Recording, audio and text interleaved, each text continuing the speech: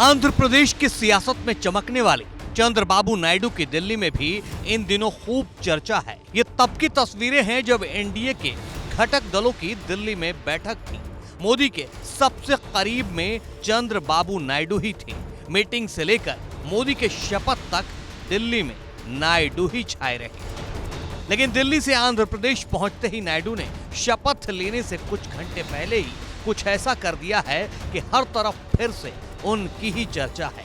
दरअसल विजयवाड़ा में एनडीए विधायक दल की बैठक थी। ये तभी की तस्वीरें हैं। मंच पर बीजेपी की डी पुरंदेश्वरी और जनसेना के पवन कल्याण पहले से मौजूद थे। इसी दौरान चंद्रबाबू नायडू की एंट्री होती है। पवन कल्याण आगे बढ़कर अभिवादन करते हैं। दोनों नेता मंच पर ही एक दूसरे से गले मिलते हैं। लेकिन इसी दौरान चंद्रबाबू की नजर मंच पर मौजूद स्पेशल कुर्सी पर पड़ती है जो उनके बैठने के लिए लगाई गई थी।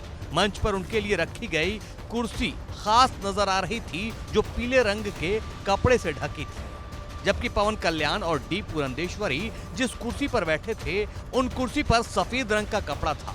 चंद्रबाबू नायडू ने हालात को भांपते हुए पहले तो पवन कल्याण को पीले कपड़े वाली कुर्सी पर बैठने का इशारा किया, लेकिन वो अपनी कुर्सी पर बैठ गए।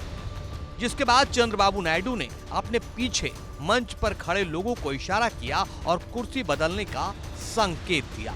इसके बाद उनके लिए रखी गई कुर्सी बदली गई और उन्हें भी उसी तरह की कुर्सी बैठने के लिए दी गई जिस तरह की कुर्सी पर पवन कल्याण और डी पुरंदेश्वरी बैठे थे।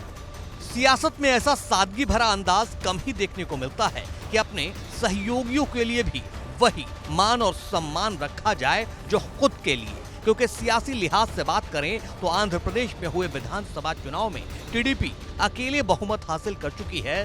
सरकार बनाने के लिए सहयोगियों की मोहताज नहीं है। फिर भी चंद्रबाबू का सहयोगियों के लिए सम्मान दिल को छू गया। आंध्र प्रदेश की विधानसभा चुनाव में तेलुगुदेशम पार्टी को प्रचंड जीत मिली है।